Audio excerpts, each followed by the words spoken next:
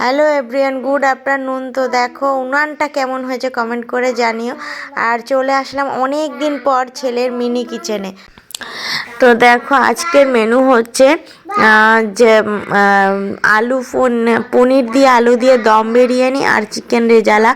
তো আমি পনির আলু দিয়ে দম বিরিয়ানিটা নিরামিষভাবে করে নেব, কারণ আমার মা মাংস টাংস ছোঁয়াছানি খায় না, পেঁয়াজ রসুন খায় না, তার জন্য আমি আলাদাভাবে করে নিচ্ছি। আর এই হাঁড়িটা না আমার ভাইয়ের শ্বশুর বাড়ি দিয়ে দিয়েছিল, মুরগি না চিড়ে যেন ওদের দিতে হয়, ওদের নিয়মে আছে তাই দিয়েছিল।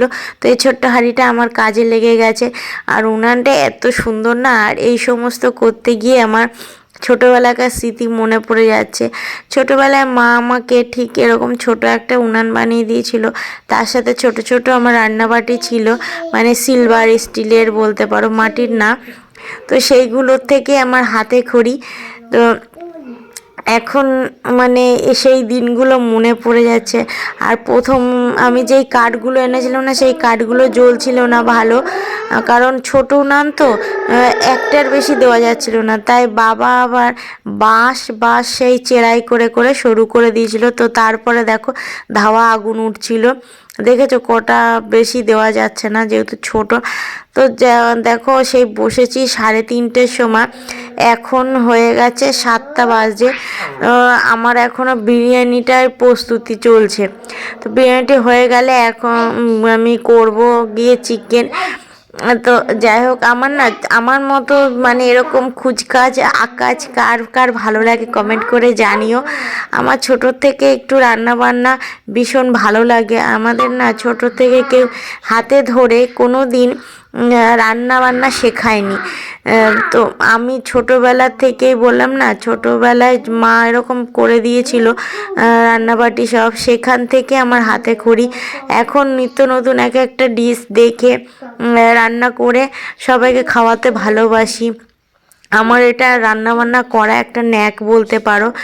আর রান্না করতে আমি ভালোবাসি, খাওয়াতেও ভালোবাসি। তো যাই হোক, দেখতে থাকো। আমি আর আমার ভিডিওগুলো কেমন লাগছে কমেন্ট করে অবশ্যই জানিও।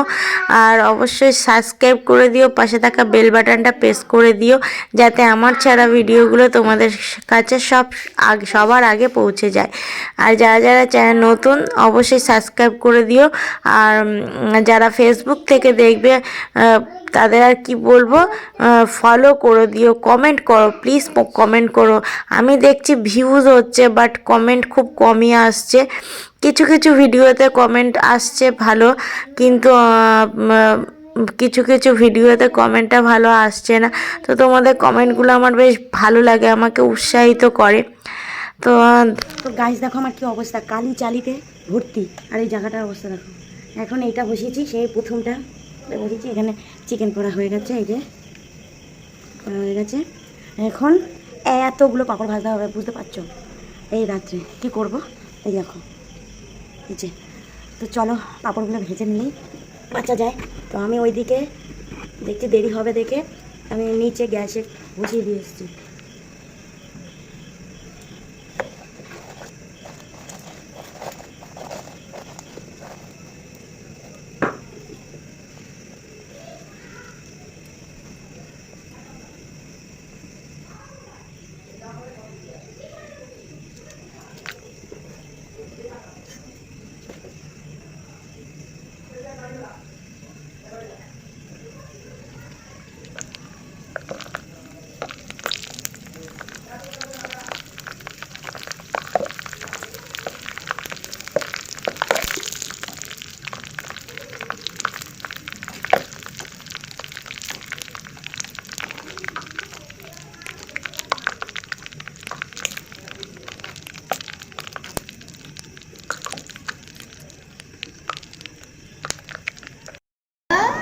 ভিডিও অন না করেই দেখা।